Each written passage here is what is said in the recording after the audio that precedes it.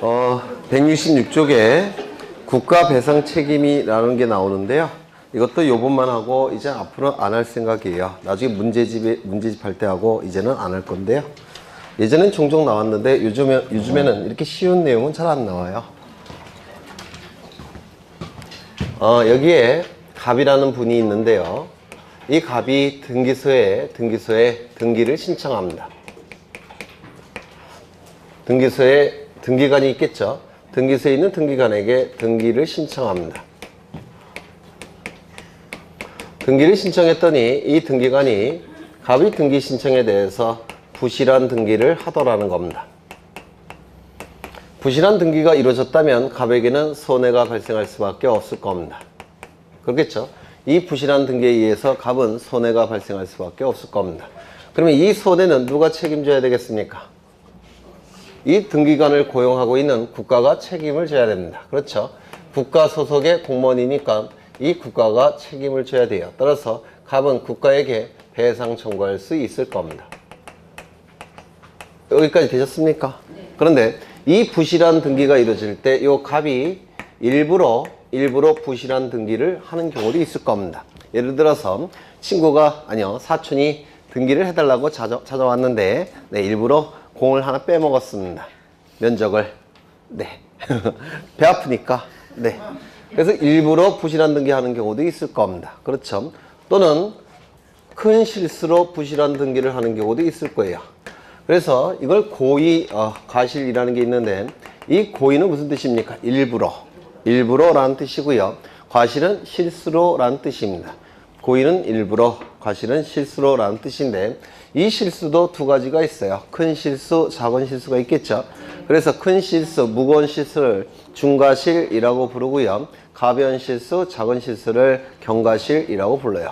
그래서 큰 실수를 했다는 겁니다. 그러면 일부러 부실한 등기하는 경우, 큰 실수로 부실한 등기하는 경우 이때는 등기관에게도 배상을 청구할 수가 있습니다. 둘 다 배상을 청구할 수가 있다는 겁니다. 그런데 이 손해가 예를 들어서 1억이 났다는 겁니다. 1억이 났는데 양쪽에 다 1억씩 청구하게 되면 손해는 1억이고 배상은 2억 받으면 이거 장사가 되는 거죠. 괜찮죠? 그런데 나라에서 이걸 인정하지는 않을 겁니다. 따라서 어떻게 할까요? 선택시킬 겁니다. 그래서 국가에 배상 청구한다든지 등기관에게 배상 청구할 수 있는 겁니다. 즉 선택적 청구라는 겁니다. 그러면 여러분 같으면 누구에게 배상 청구하겠습니까? 그렇죠. 돈 많은 국가에게 청구해야 되겠죠. 등기관은 공무원인데 개인이기 때문에 돈이 없을 수도 있어요. 그래서 국가에게 배상 청구하게 될 겁니다. 그러면 국가에게 배상을 청구했다면 등기관에게는 배상 청구하지 않아야 되겠죠. 선택하는 거니까. 그러면 이 국가가 배상을 해줬다면 이 국가는 최종적인 책임을 등기관에게 물을 수 있을까요? 없을까요? 있습니다. 왜? 일부러 또는 큰 실수가 있었기 때문에 이 국가는 등기관에게 보상을 구할 수 있는 권리를 행사할 수가 있습니다. 이를 구상권 행사한다 라고 불러요. 보상을 구하는 권리, 이걸 구상권이라고 얘기합니다. 이런 경우도 있을 수가 있을 겁니다. 갑은 등기관에게 신청을 합니다. 등기를 신청했더니 등기관이 부실한 등기를 해주더라는 겁니다. 그런데 이 부실한 등기에 의해서 갑은 손해가 발생을 했습니다. 그런데 이 등기관은 이 부실한 등기에 있어서 가벼운 실수로 부실한 등기를 했더라는 겁니다. 그러면 이것도 등기관을 제대로 감독하지 못한 국가가 책임을 져야 됩니다. 따라서 국가에게 이 손해에 대해서 배상을 청구할 수가 있습니다. 배상을 청구할 수 있을 겁니다. 왜? 국가가 최종적인 책임을 져야 되기 때문에 그래요. 국가 소속 공무원이니까. 그러면 이때 이 손해에 대해서 이 갑은 등기관에게 배상 청구할 수 있을까요? 없을까요? 왜요? 경과실은 무조건 배상 청구하는 거 아닙니까? 민법이 적용이 되면 원칙은 이거 경과실 때도 배상을 청구할 수 있어요. 우리가 민법에서도 불법행위 저지를 때 고의, 과실 이렇게 얘기하죠. 그때 과실은 경과실을 얘기해요. 민법에 의한다면 당연히 갑도 등기관에게 배상 청구할 수 있습니다. 민법에 의한다면. 그런데 이 가벼운 실수란 건 그 의미가 뭐냐면 보통 사람이면 누구든지 저지를 수 있는 실수입니다. 보통 사람이면 다 저지를 수 있는 실수예요. 그러면 누구든지 다 저지를 수 있는 실수를 해서 부실한 등기가 이루어졌고 손해까지 배상을 해줘야 된다면 여러분 같으면 등기관 하겠습니까? 저 같으면 안 해요. 월급 얼마나 받는다고? 물론 저보다 많이 받겠지만 네. 보통 등기관 한 5천 정도 받을 거예요. 그러니까 행정직 공무원보다는 좀 많이 받으니까 한 5천 정도 받습니다. 손해가 얼마냐면 20억으로 하겠습니다. 왜냐하면 부동산은 20억짜리도 나와요. 워낙 고가니까 20억 손해가 발생합니다. 그런데 가벼운 실수예요. 등기관이 될 사람은 없습니다. 저도 안 할 겁니다. 누구든지 저지른 실수를 저질렀는데 20억을 배상해 줘야 된다면 네, 예, 그렇죠. 따라서 이 가벼운 실수일 때는 면책을 시킵니다. 어떠한 법에서? 국가배상법이라는 법에서. 국가배상법이라는 법에서 등기관에게 면책을 시킵니다. 왜냐면 누구든지 저지르는 실수이기 때문에 그래요. 그러면 이 손해를 갑이 다 감수하는 겁니까? 아니에요. 갑은 손해를 배상받을 수 있죠. 돈 많은 국가로부터. 그렇죠. 국가로부터 손해를 배상받을 수가 있습니다. 다만 등기관은 면책을 시키는 겁니다. 가벼운 실수니까. 그러면 갑은 이 국가에게 배상을 청구할 테고요. 이 국가는 배상을 해줄 테고 그러면 최종적인 책임을 등기관에게 물을 수 있을까요? 즉 구상권을 행사할 수 있겠습니까? 만약에 구상권을 행사할 수 있다라고 한다면 이 면책 규정은 의미가 있습니까? 없습니까? 없어져 버립니다. 따라서 구상권도 인정하지 않습니다. 그러니까 이 정도 위험은 국가가 부담하라는 겁니다. 등기관, 그러니까 소속 공무원이 가벼운 실수 저지를 때 보통 사람이면 누구든지 저지른 실수 저지를 때 거기에 대한 책임은 국가가 부담하라는 겁니다. 이거 이해가 되십니까? 그렇죠. 그러면 표로서 기억하시면 돼요.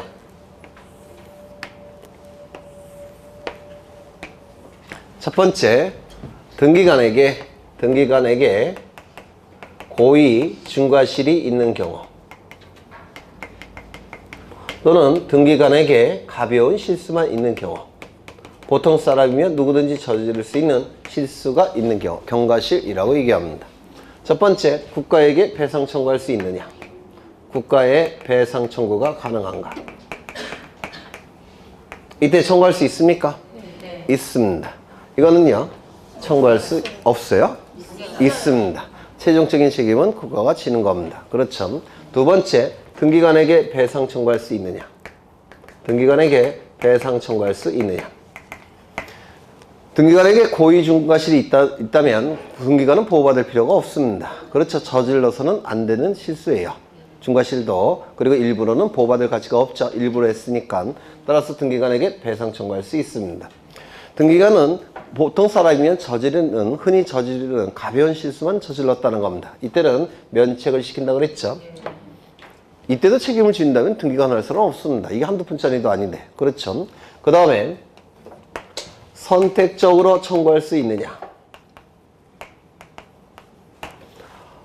등기관에게 고의 중과실이 있을 때는 선택적 청구 가능합니까? 가능하죠. 국가에 배상 청구할 수도 있고 등기관에게 배상 청구할 수도 있습니다. 가능할 겁니다. 경과실이 있을 때 선택적 청구 가능합니까? 아니요. 누구에게만 청구합니까? 국가에만 배상 청구하는 겁니다. 네 번째죠. 구상권을 행사할 수 있느냐? 등기관에게 고의 중과실이 있을 때는 보호받을 가치가 없습니다. 따라서 등기관은 구상을 받습니다. 그런데 가벼운 실수 있을 때는 보호받아야 된다고 했죠. 따라서 면책시킵니다. 이런 것들이 옛날에 출제가 됐는데요. 이건 어디까지나 민법에 의한 내용이 아니라 민법의 특별법인 국가배상법에 의해서 민법보다 앞서 적용이 되는 겁니다. 특별법이니까 일반법인 민법보다 앞서 적용이 되는 겁니다. 우선 적용이 될 겁니다. 국가배상법이에요. 이게 요 내용이 사실은 옛날에 자주 출제가 됐던 이유는 행정고시라는 시험 들어보셨죠? 2년에 한 번씩 주관식으로 요게 출제가 됐었어요. 요게 항상 주관식으로. 그래서 이게 중요한 내용이었습니다. 옛날에. 그게 바로 국가배상 책임주의라는 겁니다. 그 다음에 넘겨보시면 168쪽에 등기의 종류가 나와 있는데요. 먼저 대상에 따른 분류, 즉 그 대상이 부동산이냐 권리냐에 따라서 분류를 하고 있습니다. 먼저 부동산 표시에 관한 등기, 부동산 표시에 관한 정보가 등기되는 경우를 얘기하겠죠. 네, 이것은 표제부 등기고 사실의 등기 아까 설명을 드렸습니다. 두 번째, 권리에 관한 등기. 갑구는 소유권에 관한 정보가 담겨져 있죠. 을구는 소유권 이외의 권리에 관한 정보가 담겨져 있죠. 따라서 갑구, 을구에서 이루어지는 등기를 권리에 관한 등기라고 얘기를 할 겁니다. 그 다음에 오른쪽에 보시면 등기 내용에 따른 분류가 나오는데요. 이건 뒤에서 하나씩 공부하실 거예요. 넘기겠습니다. 이제 171쪽을 보시는데요. 등기 형식에 따른 분류. 먼저 등기 형식에 따라서 주등기, 부기등기로 나눠지는데요. 등기 형식에 따른 분류 나와 있고요. 형식에 따른 분류. 이 형식은 숫자를 얘기해요. 숫자. 그래서 숫자 하나로 구성된 것을 주등기, 독립등기라고 부르고요. 숫자 2개 이상으로 구성되어 있는 것을 부기등기라고 얘기를 합니다. 그래서 형식에 따라서 2개로 나눠집니다. 주등기와 그 다음에 부기등기로 나눠집니다. 이 주등기를 독립된 숫자로 구성이 되어 있다고 해서 독립등기라고 불러요. 독립된 숫자 하나로 구성되어 있다고 해서 독립등기, 주된 등기라고 부르고, 부기등기는 주등기에 붙여서 기록하는 등기. 이게 부기등기입니다. 주등기에 붙여서 기록하는 등기. 우리가 공간정보법에서 지번 중에서 본번이 있고 부번이 있었죠. 이때 본번은 본래의 지번, 부번은 본번에 붙은 지번. 그래서 붙자가 붙일 붙자를 쓴다고 했죠. 이 부기등기도 마찬가지입니다. 이게 부사장님, 부소장님, 부반장 할 때 그 넘버 2 붙자가 아니고요. 붙일 붙자를 써요. 그래서 주등기에, 독립된 등기에 붙여서 기록하는 등기, 부기등기라고 얘기합니다. 그러면 이 주등기는 숫자 하나로 구성된 게 주등기고요. 독립등기, 독립된 숫자로 구성되어 있다고 해서 주등기, 독립등기라고 부르고, 부기등기는 주등기에 붙여서 기록하는 등기가 부기등기라고 얘기합니다. 주등기에 붙여서 기록하는 등기, 부기등기라고 불러요. 그러면 주등기에 붙여서 기록하는 이유가 있을 겁니다. 이유가. 우리 교재에는 굉장히 많은 이유를 써놓고 있는데요. 그런 건 다 필요 없고요. 2가지만 기억하시면 돼요. 첫 번째, 주등기의 순위를 유지시키기 위해서 주등기에 붙여서 기록합니다. 주등기 순위를 유지하고자 할 때 주등기에 붙여서 기록하는 등기가 부기등기입니다. 두 번째는 주등기와의 동일성을 표현하고자 주등기에 붙여서 기록하는 등기가 부기등기라고 불러요. 주등기와의 동일성을 표현하고자 할 때 주등기에 붙여서 기록하는 등기, 부기등기라고 얘기합니다. 그래서 이론적인 설명은 이렇게 얘기하는데요. 시험에 출제됐을 때는 대단히 쉽습니다. 네. 그래서 작년에 출제된 것도 가장 쉬운 문제로 이제 출제가 된 건데요. 여기 이러한 부동산이 있습니다. 소유권자는 갑이에요. 소유권자가 갑인데요. 갑은 을로부터 돈을 빌립니다. 얼마를 빌렸느냐면 10억 원을 빌립니다. 그냥 빌려줄까요? 안 빌려줄까요? 안 빌려줄 거예요. 그렇죠? 누굴 믿고? 담보를 요구하겠죠. 그래서 담보를 제공할 텐데 부동산에 대한 담보 제공은 뭡니까? 저당권을 설정해 주는 겁니다. 그래서 갑은 을에게 저당권을 설정해 줄 겁니다. 그러면 을은 먼저 처음으로 저당권 설정 등기를 하게 될 테고요. 저당권을 취득하게 될 겁니다. 맞습니까? 그렇겠죠? 등기부에는 이렇게 기록이 될 겁니다. 갑구일까요? 을구일까요? 저당권은 소유권 이외에 걸리니까 을구가 될 겁니다. 1번 저당권 설정, 을, 그 다음에 10억 이렇게 기록이 될 겁니다. 되셨죠? 그 이후에 갑은 이명박이라는 분에게 전세권을 설정해 줍니다. 그래서 이건 두 번째로 이루어졌죠. 전세권 설정. 이명박 이렇게 기록이 될 테고 전세금이 기록이 될 겁니다. 그렇죠. 그런데 이 을이 갑자기 돈이 필요해요. 을이 필요할 수 있죠.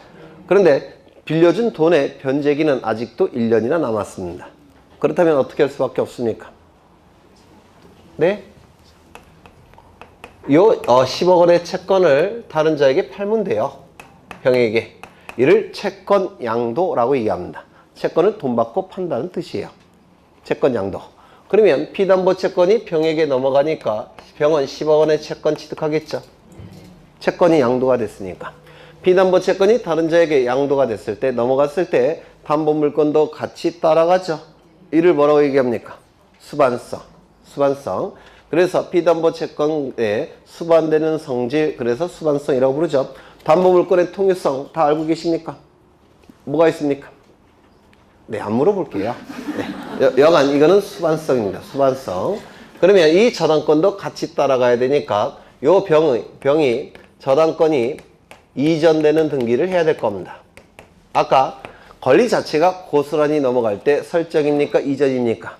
이전 등기 한다고 그랬죠? 이전 등기. 그런데 이게 첫 번째고 여기 두 번째 빼먹었네. 전세권 등기가 이루어졌을 테고 이게 세 번째 이루어졌습니다. 저당권 이전 등기가 이루어지게 될 겁니다. 순서는 첫 번째, 두 번째, 세 번째죠. 등기한 순서는 첫 번째, 두 번째, 세 번째입니다. 그럼 여기에 3번, 1번 저당권이 병에게 이전되었다라고 공시합니다. 그래서 이렇게 공시가 될 겁니다. 1번 저당권 이전 병 이렇게 공시가 될 겁니다. 그런데 이 상황에서 이 부동산이 경매로 넘어갔다는 겁니다. 경매로 넘어가면 경매 절차에서 경락대금이 나오겠죠. 이 경락대금이 이 순위에 맞춰서 배당이 이루어지게 될 겁니다. 맞습니까? 그런데 문제는 이 을은 이 피담보 채권과 저당권을 병에게 다 넘기고 빠져나갔죠. 따라서 을은 배당받을 게 없을 겁니다. 그러면 이제 이 이명박 씨와 요 병이 배당을 받아갈 텐데요. 순위가 2, 3이니까 이 이명박 씨가 먼저 배당을 받아갈 테고 병이 나중에 배당을 받아갈 겁니다. 맞습니까? 그렇다면 여러분이 병이라면 채권 취득하겠습니까? 취득 안 할 겁니다. 따라서 병에게는 이 순위를 유지시켜야 됩니다. 자본주의 사회고 거래를 어떻게 확실하게 하기 위해서는 순위를 유지시켜야 돼요. 따라서 이 순위를 유지시키는 방법이 뭐냐면 이 독립된 등기에, 이 주등기에 붙여서 기록을 합니다. 그러면 이 을의 순위가 병에게 유지가 됩니다. 이게 바로 부기등기예요.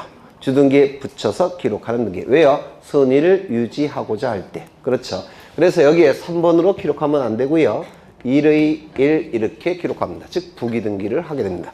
순위를 유지시키고자 할 때 무슨 등기 한다고요? 부기등기를 하게 됩니다. 여기 이명박이라는 분은요. 자신의 이름에 대해서 프라이드가 대단히 강력했어요. 아주 자신도 있었고 세상을 사는데 자신도 있었고 돈도 많이 벌었고 아주 프라이드가 강했습니다. 이름에 대해서. 그런데 한 10년 전부터 굉장히 뭐라고 할까? 처참하다고 할까? 꼭 이 이름을 가지고 있어야 되나? 누구 때문에? 어떤 분 때문에? 그렇지만 저는 정치색은 없다고 그랬죠? 저는 아나키스트예요. 5년 후에는 이제 현 대통령 갖고 이제 예를 들 겁니다. 네. 그래서 아나키스트니까 정치색은 없다는 걸 이해를 해 주시고요. 그러면 이명박이라는 전세권의 등기 명인이 이명박이라는 이름이 너무 싫어서 이름을 바꾸고 싶다는 겁니다. 뭘로 바꾸고 싶냐면 이명복으로. 더 이상한 것 같기도 하고 이명복이라는 이름으로 바꾸고 싶다는 겁니다. 그러면 여기에 요 이름을 바꿔줘야 되겠죠? 이걸 바꿔줘야 될 겁니다. 그래서 이 이름을 바꿔주는 걸 뭐라고 하냐면 이 이명박 씨는 전세권의 등기 명인이라고 불러요. 전세권의 등기 명의를 바꾸는 등기를 할 겁니다. 이명복으로. 그래서 이걸 뭐라고 부르냐면 전세권의 등기 명의를 표시하고 있는데 그 표시사항 중에는 이름, 주민번호, 주소인데요. 그 표시사항 중에는 이름도 있죠. 이름, 주민번호, 주소. 그것을 변경하는 등기를 하게 될 겁니다. 이렇게 전세권 등기명의 표시 변경 등기를 하게 돼요. 그러면 여기에 2번 전세권 등기명의 표시를 변경하겠다라고 공시를 합니다. 뭐로? 이명복으로. 그리고 이거 지워줘야 될 겁니다. 이름을 두 개 가질 수 없으니까 이게 등기명의 표시 변경 등기라는 겁니다. 그러면 이 전세권자 이명박과 이 전세권자 이명복은 같은 사람입니까? 다른 사람입니까? 같은 사람이에요. 그러면 같은 사람이라는 것을 표시해야 되겠죠. 그 같은 사람이라는 것을 표시하는 것은 여기에 붙여서 기록을 하는 겁니다. 이렇게. 그래서 동일한 사람이라는 것을 표시하기 위해서 주등기에 붙여서 기록합니다. 이게 바로 동일성을 표현하기 위해서 주등기에 붙여서 기록하는 등기가 부기등기라고 얘기를 합니다. 여기 보시면요. 이 병도 갑자기 돈이 필요합니다. 돈이 필요해서 변제기는 아직도 6개월이나 남아있고 6개월이 지나야지만 돈을 갑으로부터 받을 수가 있는데 당장 돈이 필요합니다. 그러면 돈을 만들기 위해서는 이걸 다른 자에게 팔면 되겠죠. 누구에게? 정에게. 이를 채권양도라고 불러요. 채권양도. 민법에서 하실 겁니다. 그러면 수반성에 의해서 이 병이 가지고 있는 저당권도 이 정에게 따라갑니다. 그러면 정에게 따라갔다는 것을 등기해야 되는데 이때도 마찬가지로 저당권 이전 등기를 하게 될 겁니다. 그런데 이 정에게 병의 순위를 유지시켜야지만 정은 채권을 넘겨받겠죠. 따라서 이 병의 순위를 유지시키는 방법이 뭐냐면 여기다가 붙여서 기록하는 겁니다. 이게 부기의 부기등기라는 거예요. 그러면 다시 한번 가겠습니다. A. 그러면 저당권 이전 등기가 또 이루어지겠죠. 순위를 유지시켜야 될 겁니다. 그러면 여기다가 붙여서 기록을 하는 겁니다. 그러면 부기의 부기라고 얘기할 겁니다. 그렇다면 갑으로부터 몇 번째 이전 받았느냐면 여기 B라는 분이 100번째 이전을 받았습니다. 100번째. 그럼 부기가 몇 번 나올까요? 힌트. 첫 번째는 주등기, 두 번째는 부기등기, 세 번째는 부기분기, 네 번째는 부기가 3번 나올 거예요. 100번째면 99번이 나올 겁니다. 그래서 이 부기등기는 소유권자를 기준으로 할 때 몇 번째 도출되느냐 이거 갖고 결정이 됩니다. 여기도 마찬가지예요. 이 명복, 이름이 명복을 비는 것 같아서 이 양복으로 이름 바꿉니다. 그러면 여기에 아까 2의 1이었죠. 그러면 여기다가 붙여서 표현하는 겁니다. 부기의 부기가 된 거예요. 그래서 소유권자로부터 몇 번째 도출되느냐 이거 갖고 결정이 돼버립니다. 이것만 아시면 부기등기는 틀릴 게 없습니다. 아예. 그래서 이걸 좀 기억해 두시면 돼요. 책에 있는 거 다 필요 없습니다. 소유권자를 기준으로 해서 몇 번째 도출되는 등기냐 이거 갖고 판단을 하는 겁니다. 첫 번째는 무슨 등기? 주등기. 두 번째는 부기등기. 세 번째는 부기. 네 번째는 부기가 3번 나올 겁니다. 그렇겠죠? 네. 그 정도 보시면 돼요. 그 다음에 171쪽을 보시면 거기 부동산 등기법 제52조 찾으셨습니까? 거기 보시면 7번, 8번이 나와 있죠. 권리소멸 약정등기, 분할금지 약정등기. 이 약정등기는 기존의 등기에 어떤 약정을 덧붙인 겁니다. 따라서 동일성을 표현해야 되니까 부기등기 하는 거예요. 따라서 이 약정등기는 그냥 외우십니다. 편하게. 약정이라는 문구가 나오면 무조건 부기등기입니다. 약정이라는 문구가 나오면 무슨 등기? 부기등기. 그 정도 외우시면 되고요. 넘기겠습니다. 이건 외우실 필요는 전혀 없어요. 여기 있는 거. 약정 하나만 기억하십니다. 그 다음에 넘겨보시면 172쪽을 보시면 거기 꼭대기에 동글뱅이 몇 번인가요? 안 보여요. 저도. 2번. 부기등기 나와 있는데요. 네. 가까운 거는 노안이라서 안 보이고 멀리 있는 분들도 잘 안 보여요. 네. 근시라서. 네. 보이는 게 거의 없습니다. 서글퍼지네요. 네. 172쪽에 거기 꼭대기 보시면 부기등기 나와 있죠. 네. 거기 별표 하나 치십니다. 별표 하나 치시고요. 이건 나중에 다 뒤에서 설명이 됩니다. 거기 보시면 디귿에 부기등기 순위가 문제되는 권리의 등기 갑글구에 행하고 표제부에는 행하지 않는 것이 원칙이다 이렇게 돼 있죠. 이 표제부 등기는 옛날에 종이로 만들어진 등기부일 때는 건물 표시 변경이나 토지 표시 변경 등기는 동일성을 표현해야 돼서 부기등기를 했습니다. 옛날에는. 그러니까 건물의 부동산 표시 변경 등기는 동일성을 표현해야 되기 때문에 부기등기를 했어요. 근데 전산 등기부로 바뀌면서 등기 예규에서 명문으로 표제부는 주등기한다라고 규정을 둬버렸습니다. 그래서 이론상으로는 부기등기하는 게 맞지만 현재 전산 등기부에서는 표제부는 부기등기하지 않습니다. 왜? 명문으로 주등기한다라고 딱 명시하고 있기 때문에 그렇습니다. 그거 좀 기억하셔야 돼요. 표제부 등기는 어떻게 한다고요? 무조건 주등기입니다. 표제부 등기는 무조건 주등기예요. 등기이기 때문에 그렇습니다.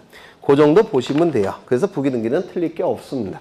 그 다음에 175쪽을 보시면 등기사항이라고 나와 있는데 첫 번째 등기할 물건, 토지 나와 있고 건물이 나와 있죠. 네, 토지 보시면 이 토지는 필지별로 등기부가 만들어져 있어요. 이 필지는 자연적으로 구역이 된 겁니까? 아니면 사람이 선을 그은 겁니까? 사람이 지번부여 지역별로 그은 거라고 했죠. 지적소관청이 선을 그은 거예요. 따라서 둘째 줄 보시면 토지에서 둘째 줄 보시면 인위적이라는 표현이 있죠. 요거 밑줄 하나 쳐두십니다. 민법에서 사법시험에서 출제된 적이 한 번 있어요.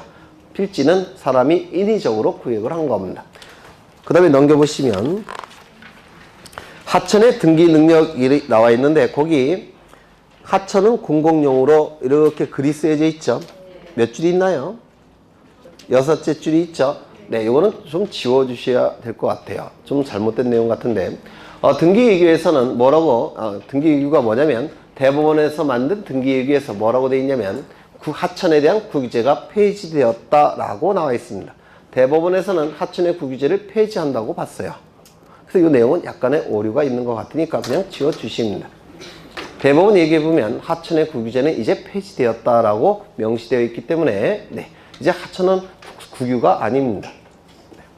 그 다음에 그 밑에 좀 기억하실 게 있는데 저는 지금 하천을 그린 겁니다. 하천. 뭐 한강일 수도 있고 낙동강일 수도 있고 강을 그린 거예요. 근데 이 하천은 공익적, 공공적 용도로 사용되죠. 어떤 용도로 사용될까요? 주민의 생활용수로.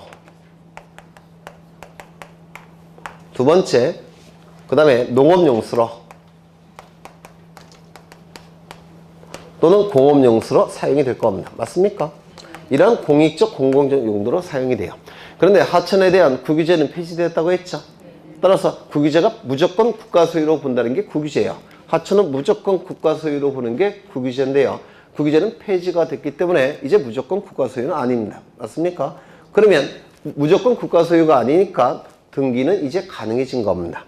무조건 국가 소유라고 한다면 등기는 필요가 없어요. 거래가 안 되니까. 하지만 무조건 국가 소유라는 것이 폐지가 됐기 때문에 이제는 등기가 가능해진 겁니다. 거래가 가능하다는 겁니다. 그래서 모든 등기는 원칙적으로 가능합니다.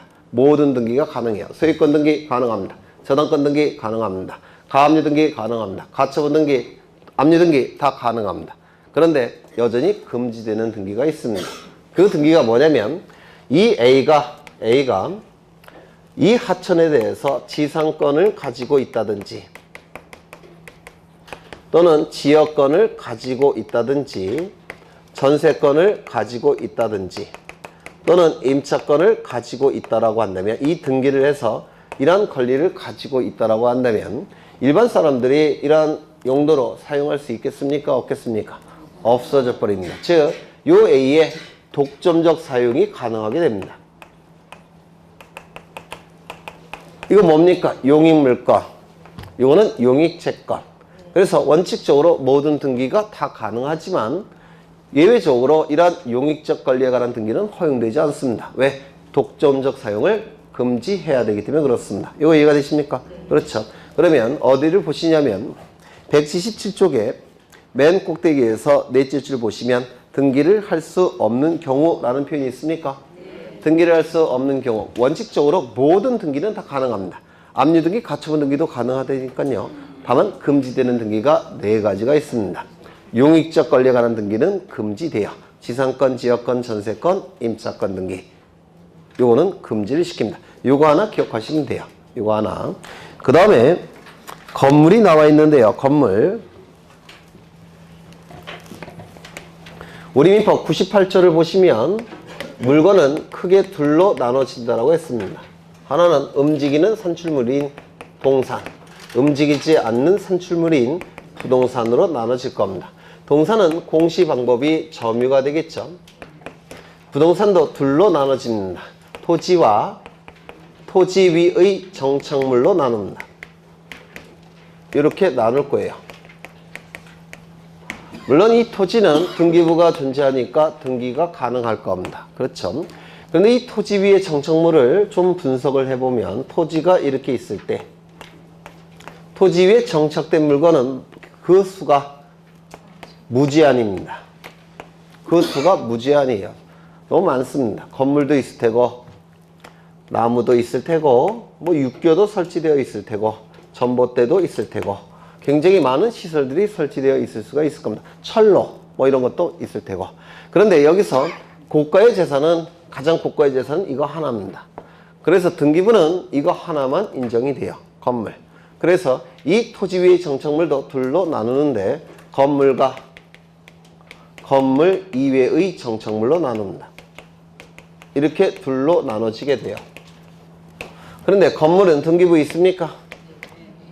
있죠. 등기가 가능합니다. 그런데 이것은 등기가 불가능해요. 왜? 등기가 없으니까. 그래서 이 건물 이외의 정착물은 등기할 수 없는 부동산이에요. 등기부가 없으니까. 그러면 등기할 수 있는 건물과 등기할 수 없는 건물 이외의 정착물을 구분해야 됩니다. 그렇죠? 그래서 구분해서 이쪽에 해당이 되면 등기부에 등기를 할 테고 아래쪽에 해당이 되면 이거는 토지의 구성 부분에 불과하기 때문에 등기가 불가능합니다. 그렇죠? 토지와 같은 것도 보게 돼요. 그럼 이 구분하는 기준이 있는데 세 가지죠. 첫 번째, 땅에 딱 붙어 있어야 됩니다. 일정 기간 동안에 땅에 고착되어 있어야 돼요. 움직이지 않아야 됩니다. 이건 물론 이 동상과의 구별이 될 겁니다. 두 번째, 외부적으로 완성이 돼야 됩니다. 외부적으로 완성돼야 되는데 그걸 뭐라고 부르냐면 외기분단성이라고 불러요.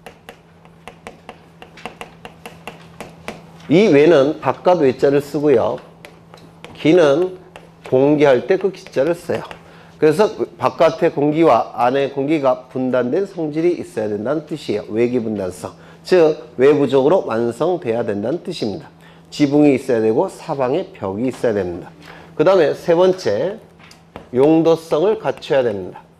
이 용도성을 갖춘다는 얘기는 외부적으로 완성이 될 뿐만 아니라 내부적으로도 완성돼야 된다는 뜻이에요. 이건 무슨 얘기냐면 지금 갑이라는 분은 이 건물을 신축했는데요. 이 건물을 신축했는데 이거 다시 그래. 이 갑은 이 건물을 숙박업 용도로 사용하고자 건물을 신축했습니다. 그러면 내부적으로 완성이 됐다고 해서 숙박업 건물로 등기가 가능하겠습니까? 안 돼요. 숙박업 용도로 사용되기 위해서는 안에 객실이 갖춰져야 됩니다. 맞습니까? 객실이 갖춰져야지만 숙박업 용도로 사용이 가능할 겁니다. 그게 바로 용도성이에요. 그 건물의 용도를 달성할 수 있을 정도로 완성돼야 된다는 겁니다. 즉 내부적으로 완성될 걸 요구하는 겁니다. 이거는 동상과 구별되는 거. 이건 외부적 완성. 이거는 내부적 완성. 그래서 건물이 완성이 돼야지만 건물 등기부에 등기가 가능한 겁니다. 그래서 민법상의 건물과 이 등기법상의 건물은 개념이 달라요. 민법상의 건물은 소유권 기속을 위해서 건물의 개념이 필요한 것이고, 민법에서 하셨죠? 안 하실 거예요. 네.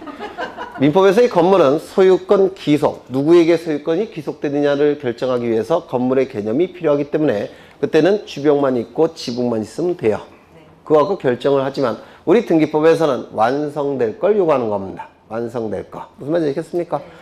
정착되어 있어야 되고 외부적으로 완성이 돼야 되고 내부적으로 완성이 돼야지만 건물 등기부에 등기가 가능한 겁니다. 즉 소유권 보존 등기가 가능합니다. 건물을 짓고 있는 도중에는 등기 안 해줘요. 그렇죠? 네. 요 세 가지 요건을 일단 암기하셔야 됩니다.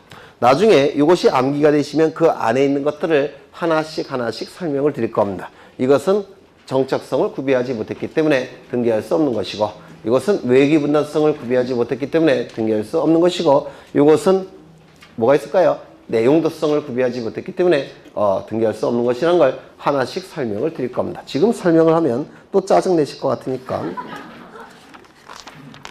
그래서 어디를 보시느냐면 177쪽을 보시면 건물이라고 나와 있죠.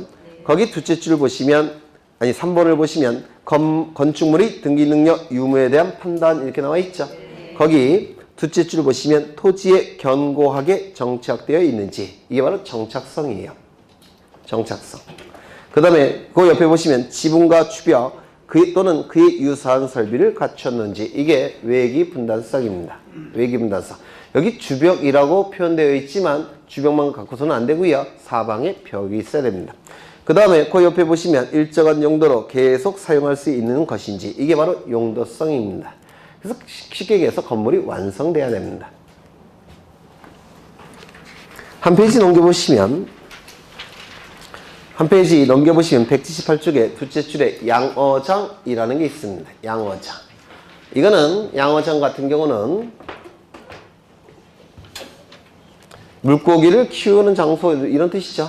맞습니까? 그럼 이 양어장은 건물로 등기할 수 있을까요? 없을까요? 없습니다. 왜? 보통 지붕이 없기 때문에 그래요. 지붕이 없어서 외기분단성을 인정할 수가 없어요. 따라서 건물로 등기할 수 없습니다. 그런데 우리 법무사 시험에 3년 전인가 뭐라고 출제하냐면 등기할 수 있는 것은 이렇게 되어 있고요. 그 지문 중에 하나가 양어장이 있었어요. 등기할 수 있는 것은 해놓고 양어장이 있었습니다. 그런데 답이 양어장이에요. 왜 그럴까요? 지목이라는 게 있죠. 양어장이라는 지목이 있습니다. 지목이라는 건 토지의 사용 목적이라고 그랬죠. 그럼 이 양어장은 건물은 되지 않기 때문에 외기분단성이 없어서 건물로서 등기는 불가능합니다. 단 뭐로 등기가 가능하겠습니까? 토지로 등기가 가능해요. 양어장이라는 지목이 있으니까. 그래서 법무사 시험에 이게 한번 출제된 적이 있습니다. 최근에. 네. 그럼 하나 더 볼까요? 방파제, 제방.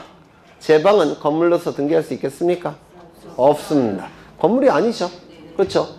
그러면 토지로서 등기할 수 있습니까? 네, 있을 겁니다. 왜? 제방이라는 지목이 있으니까. 그렇죠? 네, 그런 뜻이에요. 그 다음에 집합 건물의 등기 능력이라고 나와 있는데 이것 좀 보겠습니다. 너무 상세하게 하는 것 같기도 하고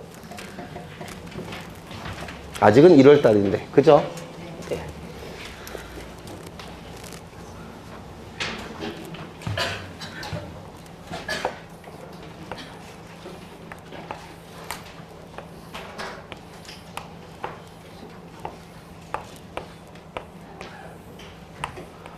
저는 뭘 그렸느냐면요. 자이 아파트를 그린 겁니다. 아이파크로 그릴까? 아이파크가 더 비싸 보이는 것 같기도 하고, 네. 자이 아파트, 내년은 아이파크로 갈아타야 되겠습니다. 1001동입니다. 그리고 여기는 101호, 202호, 303호쯤 될 겁니다. 그리고 이 건물이 들어서 있는 이 토지를 뭐라고 부르냐면, 건물의 기초가 되는 땅이라고 해서 대지라고 부릅니다. 기초 대자에 땅 지자를 써서 건물의 기초가 되는 땅 대지라고 불러요. 그런데 이 1001동을 분해를 해보면 이렇게 분해가 됩니다. 먼저 한 사람 여기 이걸 구분 건물이라고 했는데 기억나십니까? 한 동의 건물이 9개로 구분되어 있죠. 그 하나를 구분 건물이라고 얘기합니다. 그 하나를 구분 건물. 이 구분 건물에 대한 소유권을 구분 소유권이라고 얘기하고 구분 소유권을 가지고 있는 자를 구분 소유권자라고 한다고 민법에서 공부하실 거예요. 혹시 하신 적 있습니까? 민사특별법?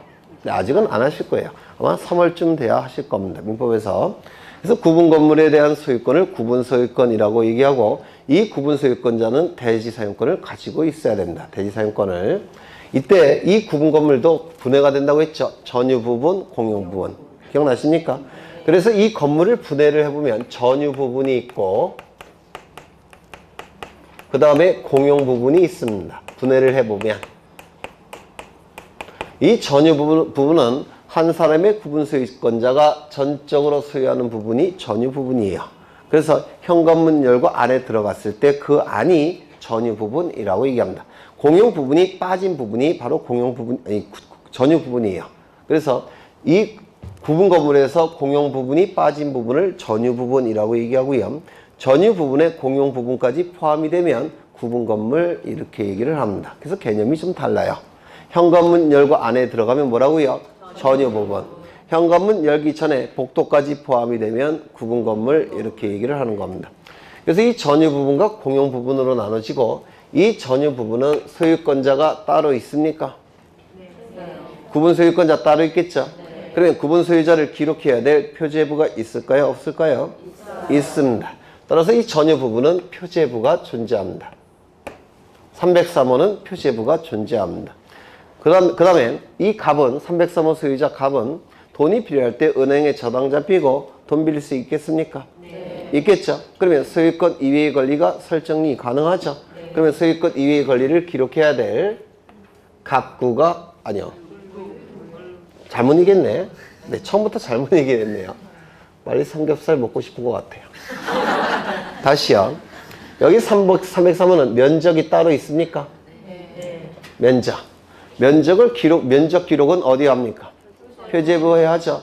면적이 따로 존재하고 면적이 특정되니까 표제부가 존재합니다. 그 다음에 금방 구분 소유권자 존재한다 그랬죠? 따라서 갑구도 존재하고 돈이 필요할 때 저당을 잡힌다든지 단지에게 전세권 설정해 줄 수 있죠. 따라서 소유권 이외의 권리를 기록해야 될 을구도 존재합니다.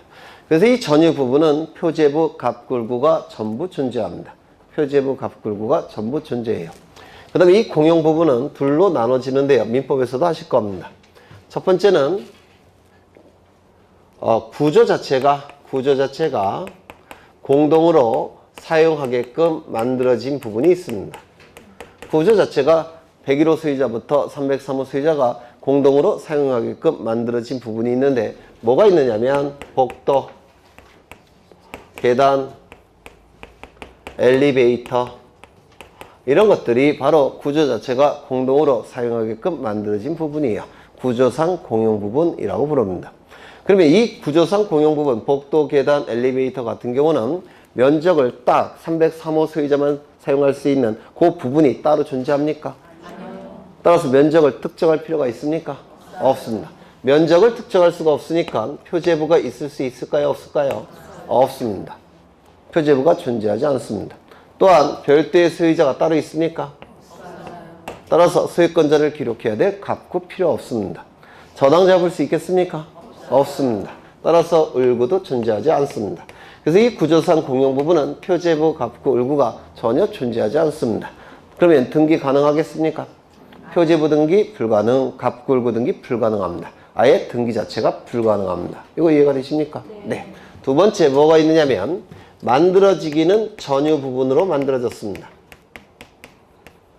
만들어지기는 전유 부분으로 만들어졌는데 규약이나 또는 규약에다가 이 규약은 민법에서 하시겠지만 관리규약을 얘기해요. 관리규약. 나중에 민법에서 하실 거예요. 이 규약에 공적인 증거력을 부여하기 위해서 공정증서로 작성된 규약이 있습니다. 그래서 그냥 규약만 있는 경우도 있고요.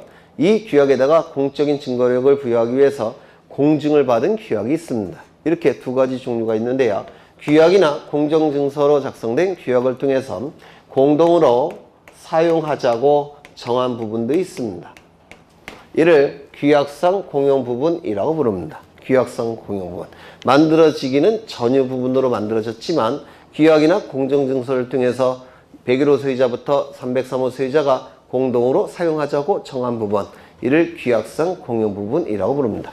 어떤 게 있느냐면 여기에 건물이 한 동이 지어져 있는데요. 2층짜리 건물이 있는데 이거 상가로 분양할 수 있었습니까? 2층짜리 건물이니까 상가로 분양이 가능하죠. 따라서 전유 부분으로 만들어진 겁니다. 그런데 관리규약을 통해서 여기는 관리사무소 그 사무실로 쓰고 여기 어르신들이 잠시 휴식을 취한 노인정으로 쓰는 경우 있겠죠. 그러면 이거는 공동으로 사용하는 부분입니까? 네. 그래서 여기에 해당되는 게 관리사무소 또는 노인정 같은 경우를 얘기합니다. 그러면 이러한 경우는 전유 부분으로 만들어졌기 때문에 면적이 특정됩니까? 면적이 정해져 있습니까? 면적이 정해져 있으니까 면적을 기록하는 부분이 있어야 됩니다. 따라서 뭐가 존재할까요? 표제부가 존재합니다. 표제부가 존재해야 됩니다. 소유권자 따로 있겠습니까? 101호 소유자부터 303호 소유자가 전부 공동 소유자죠. 따라서 별도의 소유자가 존재하지 않기 때문에 갑구는 존재하지 않습니다. 은행에 저당 잡힐 수 있겠습니까? 은행에 당연히 저당 잡을 수 없습니다. 관리사무실 뺄 수는 없잖아요. 그렇죠. 그래서 이 규약성 공용 부분은 표제부만 존재합니다. 표제부만. 규약성 공용 부분은 표제부는 존재합니다. 갑굴구는 존재하지 않습니다. 그런데 이 전유 부분으로 만들어졌는데 규약이나 공정증서를 통해서 공용 부분으로 전환을 시킨 겁니다. 맞습니까? 그렇다면 그거 전에 다시요. 만들어지기는 전유 부분으로 만들어졌는데 규약이나 공정증서를 통해서 공용 부분으로 만들어진 거라고 했죠. 그러면 만들어지기는 전유 부분으로 만들어졌는데 규약이나 공정증서를 통해서 공용 부분으로 만들어졌다는 사실을 공시해야 됩니다. 그렇지 않겠습니까? 만들어지기는 전유 부분으로 만들어졌지만 규약이나 공정증서를 통해서 공용 부분으로 전환시켰다는 걸 공시해야 돼요. 그래야지만 이것과 구분이 되기 때문에 그렇습니다. 이거 이해가 되십니까? 그러면 만들어지기는 전유 부분으로 만들어졌지만 규약이나 공정증서로 전환시킨 부분이라는 것을 뭐라고 얘기하느냐면 규약상 공용 부분이라는 사실을 등기부에 등기를 해야 됩니다.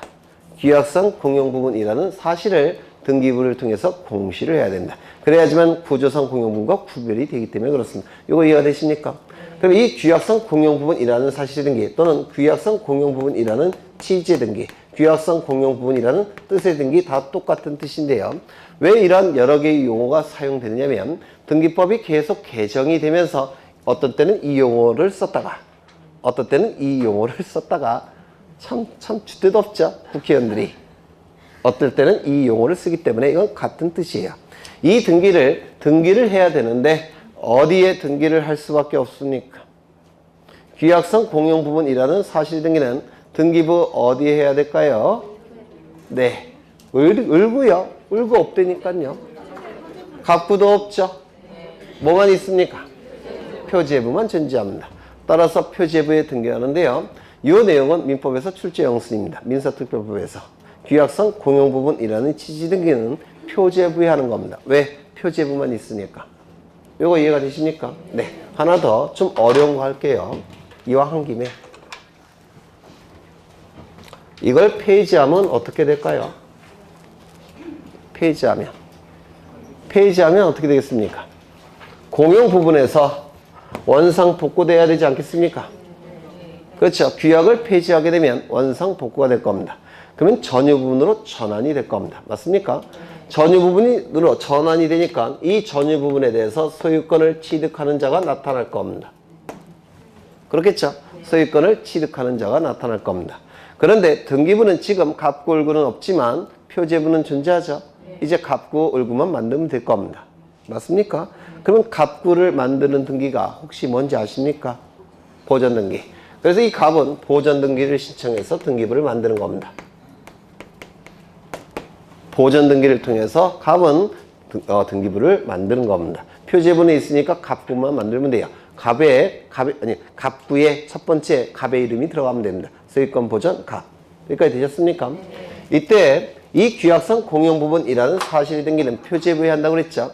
표제부에 하는 등기니까 이거 아직 안 했지만 물론 12월 달에 했지만 단독 신청일까요? 공동 신청일까요? 등기가 이루어짐으로 인해서 권리를 상실하여 불이익이 발생하는 등기무자가 존재할 때는 공동 신청이에요. 그런데 등기무자가 존재하지 않을 때는 단독 신청인데요. 이 표제부 등기는 권리에 관한 내용이 기록됩니까? 권리에 관한 등기가 아예 아니에요. 그럼 등기무자가 아예 없습니다. 단독입니까? 공동입니까? 단독 신청. 이거는 단독 신청일까요? 공동 신청일까요? 보전 등기는 무조건 단독 신청이에요. 왜냐면 보전 등기를 통해서 권리를 상실한 자가 있습니까? 없습니다. 이것도 단독 신청. 뭐 이런 것들이 출제가 되는데요. 이 정도만 돼도 이건 상급의 문제예요. 우리 등기법에서. 그래서 하급의 문제가 아니기 때문에 출제될 가능성이 있습니다. 우리 등기법은 하급의 문제가 없어요. 다 상급의 문제니까 뭐 나중에 여러 번 할 겁니다. 그러면 이제 전유 부분은 표제부, 갑굴구가 다 존재하죠. 그 다음에 공용 부분은 규약상 공용 부분은 표제부만 존재하고 구조상 공용 부분은 등기부가 아예 존재하지 않습니다. 이거 맞습니까? 네. 그러면 하나만 더 보겠습니다. 나중에 또 반복할 거예요. 지금 건물과 토지 두 개의 부동산이 존재하는데요. 별개의 부동산이니까 등기부가 따로 있을 겁니다. 맞습니까? 토지 등기부 따로 있고요. 표제부 갑구, 을구 따로 존재할 테고요. 그 다음에 건물 등기부도 따로 있을 겁니다. 이 건물 등기부는 원칙적으로 표제부, 갑구, 을구로 구성이 되는데요. 먼저 이 천일동은 면적이 정해져 있습니까? 따라서 면적이 특정되어 있으니까 천일동 자체에 대한 면적을 기록하는 부분이 있어야 될까요? 있을 필요가 없을까요? 있어야 됩니다. 따라서 천일동 자체에 대해서는 표제부가 존재합니다. 천일동 자체에서는 면적이 특정되어 있기 때문에 표제부가 존재해야 됩니다. 또한 천일동 자체에 대한 소유권자가 따로 있습니까? 없죠. 천일동 자체는 소유권자가 없습니다. 개개의 구분 건물에 대해서는 소유권자가 있지만 이 전체에 대한 소유권자는 없어요. 따라서 전체에 대한 소유권자를 기록해야 될 갑구는 있을까요? 없을까요? 존재할 수가 없습니다. 논리적으로 갑구는 존재하지 않습니다. 갑구가 없다면 을구도 당연히 없는 겁니다. 소유권자가 만들어주는 소유권 위의 권리도 나올 수가 없습니다. 이거 되셨습니까? 따라서 천일동에 대해서는 표제부만 존재합니다. 그 다음에 여기 101호를 보시면 101호 면적이 특정되고 있습니까? 따라서 면적을 기록해야 될 표제부 있을까요? 없을까요? 있습니다. 소유자 따로 있을까요? 있습니다. 을구, 소유권 이외 관리 저당 잡을 수 있겠습니까? 있습니다. 그 다음에 102호도 마찬가지겠죠. 표제부, 갑구, 을구가 존재합니다. 쭉쭉쭉 가서 303호도 마찬가지로 표제부, 갑구, 을구가 존재합니다. 그래서 이 건물 등기부는 이렇게 구성되어 있습니다. 물론 규약성 공용 부분도 표제부가 있다고 그랬죠. 그 규약성 공용 부분 표제부는 여기다가 배치를 시킵니다. 보통은. 네. 근데 설명의 편의를 위해서 제가 생략을 한 겁니다. 이 전체가 하나의 등기부입니다. 이 전체가 하나의 등기부이기 때문에 1001동에 대한 등기부 이겁니다. 따라서 집합건물 등기부라는 이름을 갖고 있고요. 101호, 102호, 303호 등기부도 이겁니다. 따라서 구분건물 등기부라고도 부릅니다. 그래서 혼용해서 써요. 왜냐면 이게 하나의 등기부이기 때문에 그렇습니다. 천일동 등기부, 집합건물 등기부이면서 303호 등기부, 구분건물 등기부라고 얘기합니다. 그렇다면 여기에 법적인 건물은 몇 개가 있습니까? 9개입니다. 그렇죠. 법적인 소유권자가 따로 있으니까 법적인 건물은 9개입니다. 따라서 9개의 부동산이 존재합니다. 그런데 등기부 몇 개 있습니까? 네? 금방 제가 11초 전에 11초 정확히 제가 세고 있었어요. 하나의 등기부라고 말씀드렸죠? 등기부 몇 개입니까? 1개입니다. 그러면 외형상 봤을 때 1부동산 1등기 기록의 원칙이 집합건물 등기부에서 인정이 됩니까? 안 됩니까? 안 됩니다. 그렇죠. 법적인 부동산 9개인데 그런데 등기부는 법적인 등기부는 하나만 존재하기 때문에 1부동산 1등기 기록의 원칙은 집합건물에서는 인정되지 않습니다. 그렇죠. 그런데 보통 등기부는 표제부, 갑구, 을구로 구성이 되죠. 표제부, 갑구, 을구가 하나의 세트입니다. 그러면 개별적인 부동산마다 그 세트가 다 있습니까? 세트가 다 있죠. 그래서 안을 들여다보면 법적인 부동산은 9개지만 표제부, 갑구, 을구 요 한 세트가 몇 개 있습니까? 9개가 있습니다. 그래서 이렇게 본다면 1부동산 1등기 기록의 원칙이 적용된다라고 얘기합니다. 이게 뭐냐면 이건 형식으로 본 것이고 이건 실질로 본 겁니다. 그래서 어떻게 표현하냐면 우리 집합건물 등기부 같은 경우는 1부동산 1등기 기록의 원칙의 예외이지만 그 실질로 판단한다면 1부동산 1등기 기록의 원칙이 적용된다고 볼 수 있다. 이렇게 표현합니다. 이게 계속 출제하고 있어요. 네, 좀 기억해 두실 필요가 있습니다. 조금 더 들어가겠습니다. 이 303호를 뭐라고 부르냐면 구분건물이라고 부릅니다. 구분건물의 소유권을 구분소유권이라고 부를 테고 그 권리를 가진 자를 구분소유권자라고 불러요. 예를 들어서 갑이 구분소유권자입니다. 이 구분소유권자는 구분건물을 소유하기 위해서는 반드시 대지를 사용할 수 있는 권리가 있어야 됩니다. 이를 대지사용권이라고 불러요. 대지사용권. 왜냐하면 이 건물이라는 것은 토지 위에 설치되어 있는 거죠. 따라서 토지를 사용할 수 없는 자는 건물도 소유할 수가 없는 겁니다. 남의 땅 위에 건물이 있을 수는 없잖아요. 그렇죠. 그래서 이 구분 소유권자는 대지 사용권이 있어야 됩니다. 대지를 사용할 수 있는 권리가 있어야 돼요. 이 대지를 사용할 수 있는 권리는 사용 권능이죠. 사용 권능이니까 사용 권능이 있는 권리는 다 대지 사용권이 될 수가 있습니다. 뭐가 있을까요? 지상권, 아니요, 그 전에 소유권, 토지 소유권. 토지 소유권은 사용, 수익, 처분 권능으로 구성되어 있죠. 따라서 사용 권능이 있으니까 대지 사용권이 될 수가 있습니다. 그 다음에 토지 지상권, 그 다음에 토지 전세권, 토지 임차권, 그리고 토지 지역권은 빠집니다. 나중에 민법에서 하시겠지만 지역권은 요역지, 승역지, 즉 두 토지 간의 이용 관계를 조절하는 권리예요. 즉 두 개의 토지가 있어야지만 지역권이라는 개념이 나옵니다. 여기는 토지 제가 하나만 그렸죠. 지역권이라는 개념이 아예 나올 수가 없습니다. 그래서 이 네 개의 권리만 우리 등기법에서 대지사용권이라고 부릅니다. 이 대지사용권은 101호 소유자뿐만 아니라 303호 소유자, 202호 소유자 전부 갖고 있겠죠. 맞습니까? 구분 건물을 소유하기 위해서는 대지사용권이 있어야 되기 때문에 구분 소유권자는 무조건 대지사용권이 있어야 돼요. 그러면 이 대지사용권은 비율로서 존재하겠습니까? 그렇죠. 9명이 소유하고 있기 때문에 비율로서 존재하죠. 이 비율을 결정하는 방법은 구분 건물의 면적 비율이다. OX 2학년 X입니다. 이 대지권의 비율 결정은 구분 건물 면적 비율이 아니고요. 전유 부분 면적 비율입니다. 기억하셔야 돼요. 구분 건물의 대지 사용권 비율은 전유 부분 면적 비율로 결정이 됩니다. 구분 건물 면적 비율이 아니에요. 구분 건물은 뭐가 포함되어 있다고 했죠? 공용 부분이 포함된 게 구분 건물이라고 했죠. 공용 부분이 빠진 게 뭐라고요? 전유 부분. 그래서 개념 자체가 다릅니다. 전유 부분 면적 비율로 이 대지 사용권 비율이 결정이 됩니다. 그렇다면 이 면적이 전유 부분의 면적이 다 똑같다면 303호 소유권자 갑은 대지 사용권을 얼만큼 가지고 있을까요? 네, 9분의 1을 가지게 될 겁니다. 맞습니까? 만약에 대지 사용권이 소유권이라고 한다면 소유권에 관한 권리는 전부 어디에 기록됩니까? 갑구. 그래서 소유권 갑 9분의 1 이렇게 기록이 될 겁니다. 101호 소유자 갑 9분의 1, 102호 소유자 갑을 9분의 1 이렇게 쭉 나열이 될 겁니다. 맞습니까? 만약에 전세권이라고 한다면 이 대지 사용권 어디다 기록이 될까요? 을구. 그렇죠. 그래서 전세권 갑 9분의 1, 을 9분의 1 쭉 나오게 될 겁니다. 맞습니까? 그렇죠. 그래서 이 대지 사용권은 토지 등기부에 기록되는 권리입니다. 그런데 여기서 요거를 뭐라고 부르냐면 표제부라고 얘기하는데요. 표제부.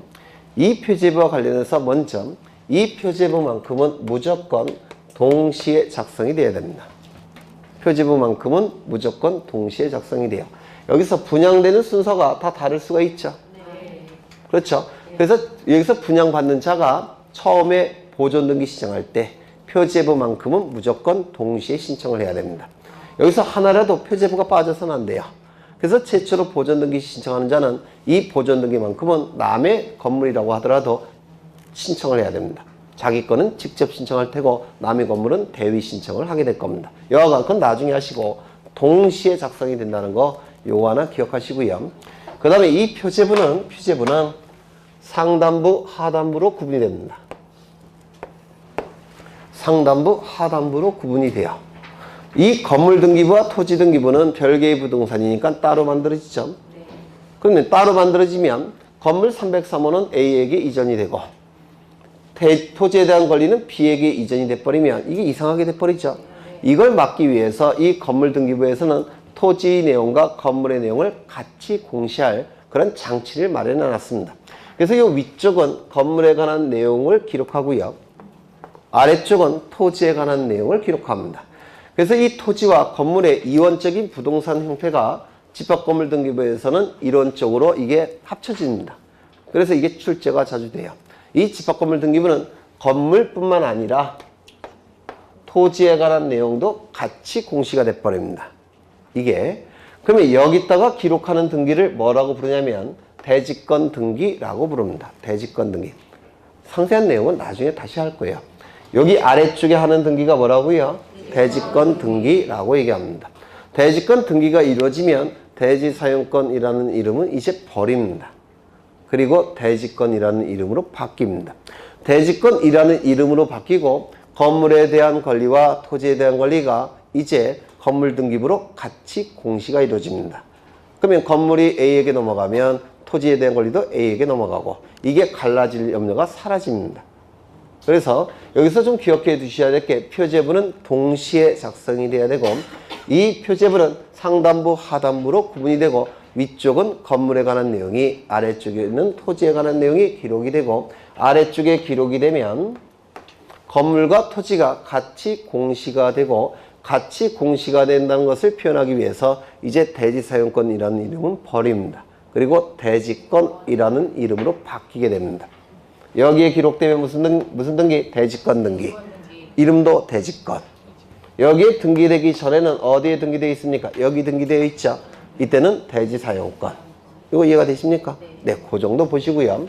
그 다음에 여기에 구체적으로 기록되는 내용까지 보시고 오늘 끝내겠습니다. 여기 천일동 표제부죠. 그럼 상단부는 건물이고 하단부는 토지라고 했죠. 그러면 천일동은 이거니까 천일동 자체에 대해서는 여기다 기록합니다. 제목은 천일동이라는 건물 한 동 전체를 표시하는 거니까 한동 건물의 표시라는 타이틀로 기록이 됩니다. 한동 건물의 표시. 그 다음에 이 건물과 대구를 이루는 것은 이거겠죠. 요게 여기에 기록이 됩니다. 제목은 대지권의 목적이 되는 토지의 표시라는 타이틀로 기록합니다. 이게 대지권이 기록이 된다고 그랬죠. 대지권의 목적이 되는 토지의 표시라는 타이틀로 기록을 합니다. 그 다음에 303호는 요거죠. 요게 여기에 기록이 됩니다. 위에는 건물. 제목은 전유 부분인 건물의 표시라는 타이틀로 기록합니다. 구분 건물의 표시가 아니고요. 전유 부분인 건물의 표시라는 타이틀로 기록합니다. 그러면 여기에 기록되는 면적은 공용 면적이 들어갈까요? 안 들어갈까요? 안 들어갑니다. 전유 면적만 들어가는 겁니다. 맞습니까? 네. 그 다음에 이 아래쪽은 이것과 대구를 이루는 토지에 대한 권리는 이거겠죠. 요게 여기다가 기록이 됩니다. 제목은 대지권의 표시라는 타이틀로 기록합니다. 그래서 이런 것들도 계속 출제를 하고 있습니다. 어떤 내용을 기록할 것인지 다시 한번 보죠. 천일동 표제부 상단부에는 한동 건물의 표시, 하단부에는 대지권의 목적인 토지의 표시, 303호 표제부 상단부에는 전유 부분인 건물의 표시, 하단부에는 대지권의 표시라는 타이틀로 기록이 됩니다. 물론 한 번 듣고 기억한다는 것은 제가 원래 기대하지도 않아요. 앞으로 계속 할 거라서 거의 이걸로 틀리시는 분은 없어요. 상급 문제지만 계속 할 겁니다. 일단은 오늘은 요 정도, 요 그림은 요 정도만 보고 책을, 그리고 프린트가 나갈 겁니다. 요 그림을 프린트로 해갖고 나눠 드릴 거예요. 네. 책을 보시는데요. 178쪽을 보시면 집합 건물의 등기 능력 나와 있죠. 네.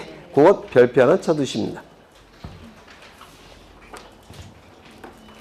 그 다음에 그 밑에 팁이 나와 있는데 구분 건물과 집합 건물 나와 있죠. 네. 그거는 뭐 그 위에 있는 내용이랑 똑같은 거고. 그 다음에 3번을 보시면 기타가 나와 있는데 공유수면은 바다를 얘기해요. 공유수면은 바다를 얘기하니까 토지 자체가 아니죠. 등기할 수 없을 겁니다. 이 토굴이 건물일까요? 아니죠. 이건 토굴은 외교분단성이 없기 때문에 건물로 볼 수가 없어요. 뻥 뚫려 있으니까 이건 토지의 구성 부분에 불과합니다. 그 다음에 방주제. 이건 건물이겠습니까? 이건 뭐라고 그랬죠? 제방이라고 그랬죠? 지목이. 따라서 이건 토지로 보는 것이지 건물로 보지 않습니다. 건물 등기부에 등기가 안 될 겁니다. 그 다음에 오른쪽을 보시면 등기할 권리. 거기 부동산 등기법상 등기할 수 있는 권리라고 되어 있는데 거기 동글뱅이 1번 보시면 점유는 공시방법이 뭡니까? 동산에 대한 공시방법 아닙니까?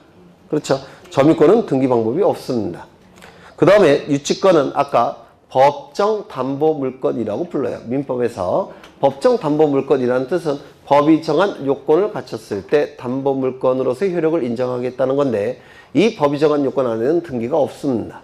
따라서 이 질권은 등기가 불가능해요. 그 다음에 이 질권은 동산 질권은 등기가 안 되지만 이 권리 질권은 등기가 가능합니다. 이건 나중에 보시게 될 거예요. 그 다음에 180쪽을 보시면 부동산의 일부와 권리 일부에 관한 등기라고 나와 있는데요. 요거 그 표가 나와 있죠. 이 표는 민법, 등기법 양쪽에서 출제 영순입니다. 민법, 등기법 양쪽에서 출제 영순인데요. 지금 설명드리고 싶지만 다른 학원에서 설명을 드려보니까 민법이 지식이 전혀 없는 상태라서 굉장히 힘들어하세요. 그래서 민법 선생님이 설명하신 다음에 저는 숟가락만 얹을 겁니다. 네? 그래도 되겠죠? 네, 민법에서 설명하실 거예요. 네. 그래서 일단 별표를 치십니다. 별표를 치시고 민법에서 설명을 하실 테고요. 거기다가 제가 설명을 덧붙일 겁니다. 그러면 이제 안 틀릴 거예요. 그 다음에 우측을 보시면 절차법상 등기할 권리 변동, 여기부터 다음 시간에 볼 겁니다. 여기부터.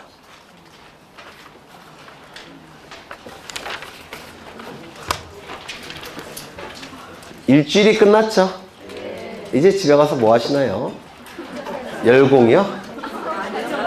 네? 삼겹살? 저는 엊그제 먹어서 또 먹기는 눈치 보이는데 네. 친구가 찾아오는 바람에 먹어버렸어요.